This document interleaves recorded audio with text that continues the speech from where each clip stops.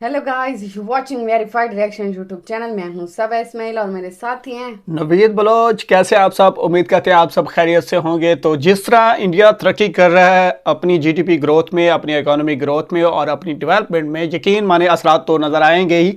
जी हाँ, एक good news भी समझ लें। आज जिस वीडियो पे हम रिएक्ट करने वाले हैं वो है वर्ल्ड अफेयर की एक बेहतरीन वीडियो, जिस पे बताया जा रहा है कि इंडिया के अंदर 10% पॉवर्टी रेट जो है वो गिर गया है, कम हो गया है। यानी वहाँ पे जो है म्यार ज़िंदगी बेहतर हो रहा है। किस तरह, इस पर मज़ीद डिस्कस करेंगे, लेकिन सबसे पहले ये वीडियो देख लेते हैं।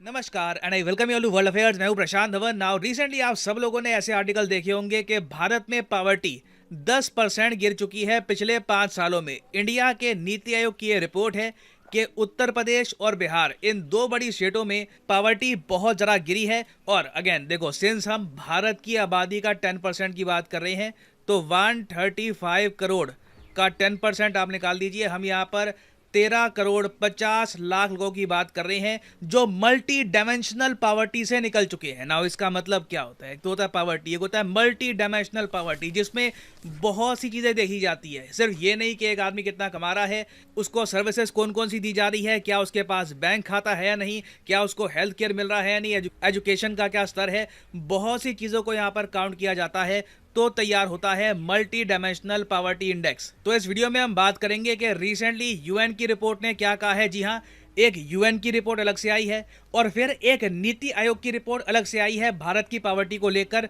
दोनों में क्या बात कही गई है डिस्कस करेंगे। बहुत कुछ आपको जानने को मिलेगा, मगर आगे बढ़ने से पहले आपसे क्वेश्चन पूछूंगा। क्वेश्चन यहाँ पर यह है कि हाल ही में भारत ने रुपी दिरहम ट्रेड पैक्ट साइन किया है किस अरब कंट्री के साथ। इस टॉपिक पर मैंने एक डेडिकेटेड वीडियो करी थी अपलोड, तो कमेंट सेक्शन में करिए उत्तर। ये है यहाँ पे आपकी ऑप्शंस: ओमान, कतर, यूएई या फिर सऊदी अरेबिया। इस क्वेश्चन का सही आंसर मैं आपको दूंगा वीडियो के एंड में। नाउ पावर्टी, गरीबी के बारे में आप देखो ना तो दो बहुत ज्यादा इंपैक्टफुल कोट्स आपको मिलेगी। एक तो अरिस्टोटल की कोट है, ग्रीक फिलोसोफर थे ये, अगस्तु कहते हैं हम इनको इंडिया में। अरिस्टोटल ने यह कहा था कि पावर्टी ना पेरेंट है ऑफ क्राइम एंड रेवोल्यूशन। बहुत ही बेसिक इक्वेशन है। जहां पर पावर्टी होगी वहां पर रेवोल्यूशन, मतलब कि सरकार के against activities, law and order को तोड़ना, क्राइम करना, ये भी वहां पर बहुत ज़्यादा होगा। और उसके अलावा महात्मा गांधी जी ने भी ये कहा था कि सबसे ज्यादा गंदी हिंसा होती है पावर्टी। अब प्रॉब्लम देखो यहाँ पर यह आती है कि हम पावर्टी को डिफाइन कैसे करें। क्या हम ये कह दें कि एक आदमी इतना कमाता है तो हम मानेंगे कि वो पावर्टी में है, या फिर इतना नहीं कमाता तो वो पावर्टी में नहीं है? इसमें प्रॉब्लम ये आती है कि कंट्री टू कंट्री इन्फ्लेशन अलग है, चीज़ों के प्राइसेस अलग हैं। एक एग्जांपल के लिए मैं आपको बताऊं, एक बार कोई एक आदमी है इंडिया में, उसको उसके पास मान लो 400-500 रुपये है, तो वो पूरे दिन आराम से खाना खा लेगा, ब्रेकफास्ट, लंच, डिनर आराम से कर लेगा। मगर वो मान लीजिए यूरोप के किसी कंट्री में है, वेस्टर्न यूरोप में है, यूएसए में है, तो वहां पर 400-500 रुपए में सिर्फ एक टाइम का खाना खा पाएगा, एक बर्गर उसको मिल जाएगा, बाकी लंच डिनर वो नहीं कर पाएगा। तो डिपेंड करता है कि देखिए आप किस कंट्री में है। इसीलिए ना यूनाइटेड नेशंस ने 2010 में एक अलग इंडेक्स तैयार किया। इसका इन्होंने नाम दिया मल्टी डायमेंशनल पावर्टी इंडेक्स। इन्होंने ये कहा कि पावर्टी ना डायरेक्टली हम कौन कितना कमाता है, कहाँ पे किस कंट्री में है, उससे तय नहीं कर सकते। हमें देखना होगा कि क्या उसको हेल्थ केयर, एजुकेशन, क्या उसका स्टैंडर्ड ऑफ लिविंग क्या है। ये सब चीज़ों पर गौर करके हम डिसाइड करेंगे कि एक देश में कितने लोग मल्टी डायमेंशनल पावर्टी में है। और यूनाइटेड नेशंस ने 10 पॉइंट्स यहाँ पे टारगेट किए। यहाँ पे आप देख पाओगे nutrition, years of schooling, child mortality, sanitation, drinking water मिलता है या नहीं मिलता, इलेक्ट्रिसिटी मिलती है या नहीं मिलती, क्या उसके पास रहने को घर है, उसके पास एसेट्स कितने हैं। ये सारी बातें, ये सारे इंडिकेटर यूएन देखता है और उसके हिसाब से तय करता है कि एक कंट्री में कितनी मल्टी डायमेंशनल पावर्टी है। ना दुनिया भर में वैसे अगर हम देखें तो टोटल 1.1 बिलियन लोग कहा जाता है कि मल्टी डायमेंशनल पावर्टी में रहते हैं। और इस आंकड़े में से ऑलमोस्ट 50% जो लोग हैं ये आपको सब सहारन अफ्रीका और इंडियन सब कॉन्टिनेंट में ही मिल जाएंगे। ये जो दो इलाके हैं यहाँ पर दुनिया की आधी गरीबी, ऑलमोस्ट आधी गरीबी आपको मिल जाएगी। Now United Nations Development Programme ने जो 2023 में अपनी मल्टी डायमेंशनल पावर्टी की रिपोर्ट निकाली थी, उसमें इन्होंने ओपनली ये बात कही कि पिछले 15 सालों में टोटल 415 मिलियन इंडियंस, मतलब कि 41 करोड़ 50 लाख इंडियंस गरीबी से बाहर निकले हैं, मल्टी डायमेंशनल पावर्टी से बाहर निकले हैं। ये बहुत बड़ी बात है। दुनिया बहुत भर की बड़ी बात मीडिया है। ने इसको कवर किया। हमारे प्राइम मिनिस्टर जब फ्रांस में गए तब स्पेसिफिकली इन्होंने यूएन की इस रिपोर्ट को कोट भी किया था।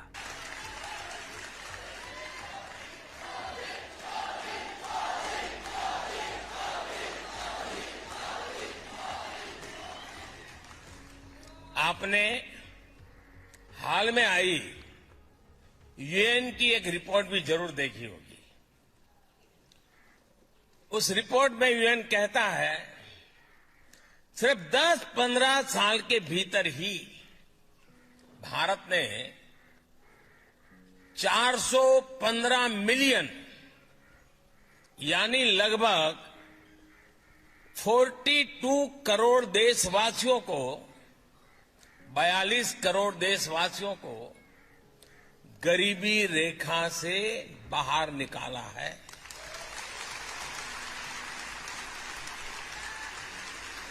आप कल्पना कर सकते हैं 415 मिलियन 415 मिलियन यानी ये पूरे यूरोप की पॉपुलेशन से भी ज्यादा है।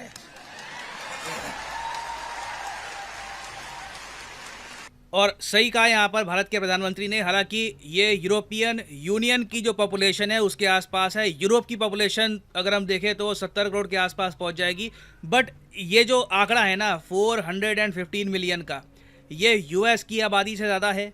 ऑलमोस्ट यूरोपियन यूनियन की आबादी के आसपास है। एक बड़ा आंकड़ा है कि 15 सालों में इतने लोगों को आप मल्टी डायमेंशनल पॉवर्टी से बाहर निकाल। और ऐसा नहीं है कि पूरी दुनिया में ही पॉवर्टी कम हो रही है, तो हमारे यहाँ भी सेम ट्रेंड चल रहा है।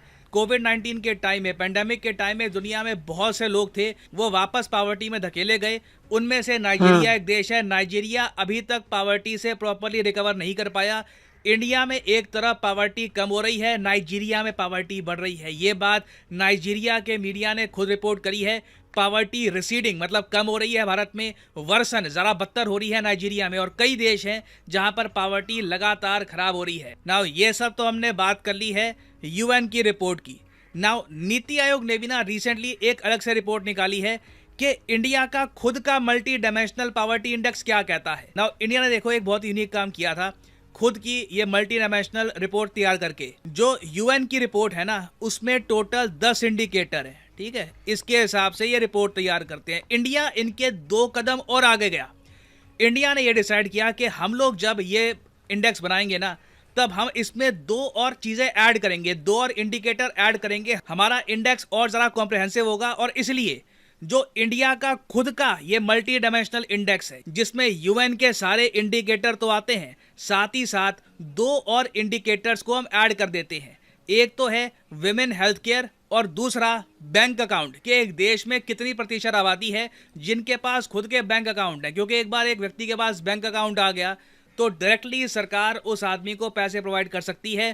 करप्शन के चांसेस बहुत ज़्यादा कम हो जाएंगे। डायरेक्ट बेनिफिट ट्रांसफर एक रेवोल्यूशन से कम नहीं है। और इसलिए जो नीति आयोग की रिपोर्ट है ना, बाय द वे ये जो पीडीएफ है ये ओपनली अवेलेबल है, फ्री टू डाउनलोड है। आप नीति आयोग की वेबसाइट पे जाओगे, वहाँ पे लिखोगे national multi dimensional poverty index, आपको मिल जाएगा। जो यूएन का मल्टी डायमेंशनल पॉवर्टी इंडेक्स है उससे ज़्यादा कॉम्प्रिहेंसिव ही है ये। क्योंकि यहाँ पे आप देख पाओगे इस रिपोर्ट में इन्होंने हाईलाइट कर रखा है कि हमने मैटरनल हेल्थ को भी ऐड किया है अपने इंडिकेटर में, हमने बैंक अकाउंट को भी ऐड किया है। बड़े कम देश आपको मिलेंगे जो अपना टेस्ट ज़्यादा मुश्किल करेंगे कि नहीं आप इन दोनों चीज़ों पर भी ना हमें जज करो। और इसलिए मैं कहूँगा जो ये नेशनल मल्टी डायमेंशनल इंडेक्स है ना, ये यूएन से भी ज़्यादा क्लियर पिक्चर बताता है। और वैसे मैं आपको यही बता दूँ कि जो यूएन वाला इंडेक्स है ना उसका डेटा भी यूएन खुद इकट्ठा नहीं करता।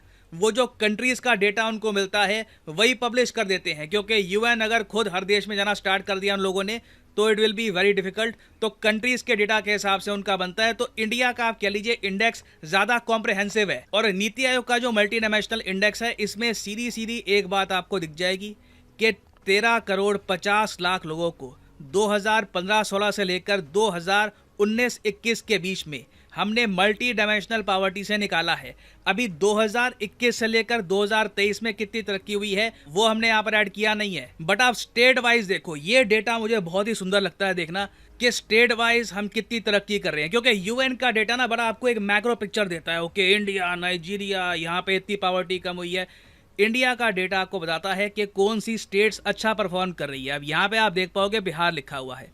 नाउ ये जो लाइट कलर्ड बार है ना, ये है 2015-16 के डेटा का। जो डार्क कलर वाला बार है ये 2019-21 के डेटा का है। तो बिहार में अगर मल्टी डायमेंशनल पॉवर्टी 2015-16 के आसपास 51% से ऊपर थी, अब ये गिरकर 33.76% आ चुकी है।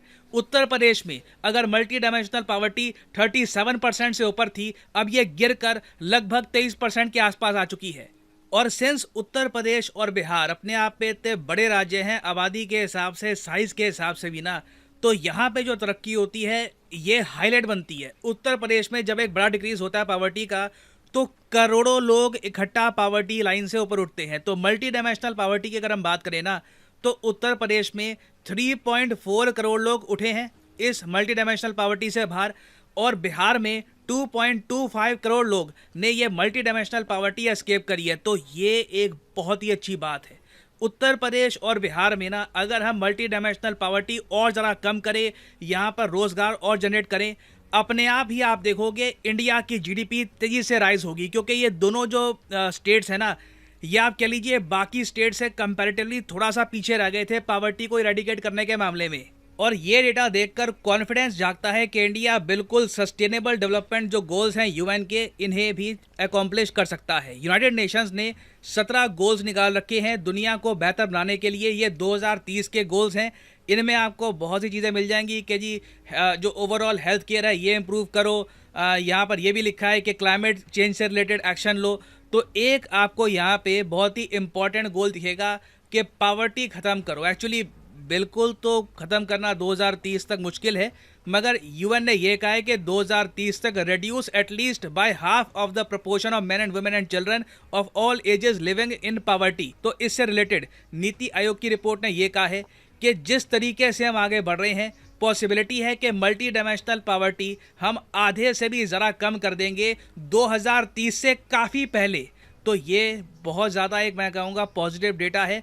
ऑफ कोर्स अभी और भी बहुत सी तरक्की करनी बाकी है, मगर धीरे धीरे हम देख रहे हैं कि भारत में बहुत सारे राज्य यूनियन टेरिटरीज हैं जहां पर मल्टी डायमेंशनल पॉवर्टी 10% से भी नीचे जा रही है। तो slowly we are getting there. Now finally वापस आते हैं अपने क्वेश्चन की तरफ कि इंडिया ने रिसेंटली रुपी दिरहम ट्रेड पैक्ट किस कंट्री के साथ साइन किया है। तो सही उत्तर यहाँ पे है ऑप्शन सी, यूएई। इस पर मैं एक बहुत आला, यकीन माने वर्ल्ड अफेयर ने बेहतरीन अंदाज में डेटा इकट्ठा किया, और जो मैसेज था कि पॉवर्टी रेट इंडिया में कम हो रहा है तो वाकई कम हो रहा है। ठीक है, नवीद, जब कोई कौम मेहनत करेगी तो उसका रिजल्ट तो आएगा। ऐसे ही है, ऐसे ही है। देखे ना, इसमें अब मैं 3 चीज़ें ऐड करने वाला हूँ। सबसे पहले, अब आने वाला जो इलेक्शन है वो भी आपके जो मुस्तकबिल है उसका तयन करेगा।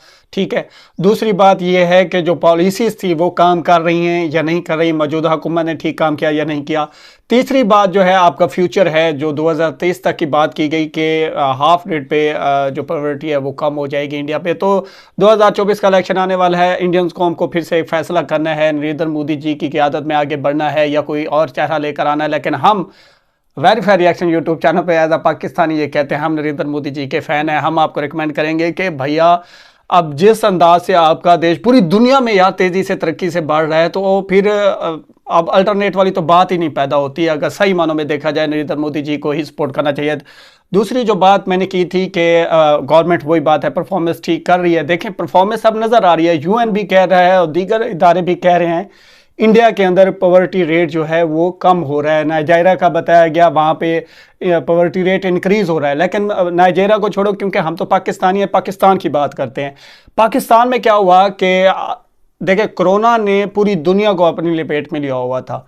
वहाँ इंडिया भी था और पाकिस्तान भी था इसी सिचुएशन में। लेकिन इंडिया ने अपनी वैक्सीन बनाई, लोगों की जानें महफूज की, और उसके बाद भी अपनी इकॉनमी को इतना बूस्ट कर दिया कि दुनिया की 5वीं बड़ी इकॉनमी बन चुके हैं और 2024 में चौथी बड़ी इकॉनमी बनने वाले हैं। और 2030 में जो टारगेट है नरेंद्र मोदी जी का, 2030 में दुनिया की तीसरी बड़ी लार्जेस्ट इकॉनमी बनना है। ऑन द अदर हैंड अगर पाकिस्तान की बात करें तो भैया यहाँ पर जो इन्फ्लेशन रेट है, महंगाई है, वो इतनी बढ़ गई है, यकीन माने मैं किसी की नहीं बात करता, अपनी बात करता हूँ। ठीक है, हालात कुछ इस तरह से हो गए हैं कि पहले हमारे पास कोई 2-4 आने सेविंग में होते थे। ठीक है, लेकिन अब हमें लोन लेना पड़ जाता है इधर उधर से, मतलब इतनी मुश्किल हालात में सरवाइव कर रहे हैं कि हम दुआ गो हैं कि अल्लाह ताला करम फरमाए, पाकिस्तान के हालात बेहतर हो। लेकिन on the other hand India को देखें, वो हर मुश्किल हालात से बेहतरीन अंदाज में आगे निकल रहा है। तो उसकी एक वजह है, वो है आपकी लीडरशिप। आपकी लीडरशिप बेहतरीन काम कर रही है, ठीक है।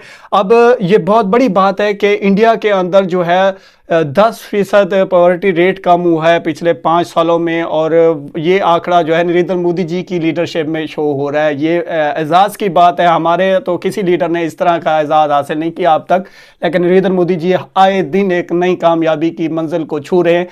और जो बात की मैंने फ्यूचर अगर आपने इस टारगेट्स को मज़ीद बेहतर करना है, देखें जब आप invest India, make in India जैसे और इस तरह के आइडियाज़ पे काम करेंगे तो साथ ज़ाहिर है आपकी इकॉनमी भी बूस्ट करेगी, पूरी कौम बूस्ट करेगी, और जो मेयार ज़िंदगी है, सबसे जो ज़रूरी चीज़ होती है वो एक शहरी का मेयार ज़िंदगी होता है। जब देखें उसमें 3 कैटेगरी मेन ऐड की गए हैं, उसके सेक्शन पे नहीं जाते। सबसे पहले उन्होंने हेल्थ को रखा, उसके बाद उन्होंने एजुकेशन को रखा, उसके बाद उन्होंने उनके इन्वेस्ट को रखा, ठीक है। ये 3-4 चीज़ें उन्होंने रखी और कैटेगरी बना दी, ठीक है।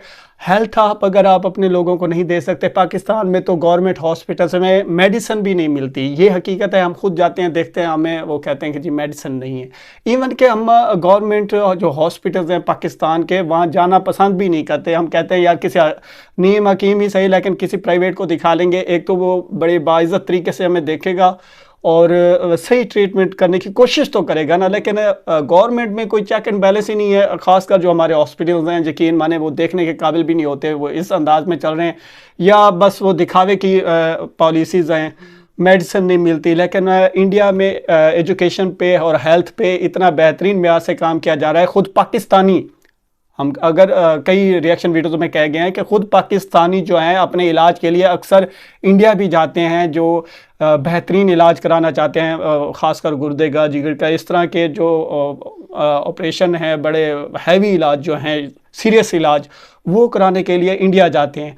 और अब पाकिस्तान में तो पता नहीं जब बेहतरी आएगी, कोई फ्यूचर प्लान ही नहीं है, ना ही इस वक्त है। लेकिन इंडिया के पास पूरा प्लान है, फ्यूचर प्लान, ठीक है। 2030 में आपने दुनिया की तीसरी बड़ी लार्जेस्ट इकॉनमी बनना है, तो फिर नरेंद्र मोदी जी के साथ भी खड़ा होना होगा। और ये रिज़ल्ट भी आपको, मतलब मैं तो बड़ा शॉकिंग हुआ खुद, यार लोगों का मेयार ज़िंदगी बुलंद हो रहा है, और ये तरक्की की ज़मानत है, मुस्तकबिल रोशन की ज़मानत है। उम्मीद करते हैं आप भी मेरी इस बात से इत्तेफाक करते होंगे। इत्तेफाक करते हो तो वीडियो को लाइक कर दें। सबा, आप क्या कहना चाहेंगी? उम्मीद करते हैं आज का हमारा रिएक्ट आपको बहुत पसंद आया होगा। हमें सपोर्ट करने के लिए हमारी वीडियो को लाइक करें, और अपने व्यूअर से यही गुजारिश करना चाहूंगी कि हमारे चैनल को जरूर सब्सक्राइब करें। इससे आपका कुछ नहीं जाएगा, हमें बहुत बड़ी सपोर्ट हो जाती है। अगर आप हमें सपोर्ट करना चाहते हैं तो हमारे चैनल को जरूर सब्सक्राइब करें। मिलते हैं एक नई वीडियो के साथ, तब तक के लिए गुड बाय।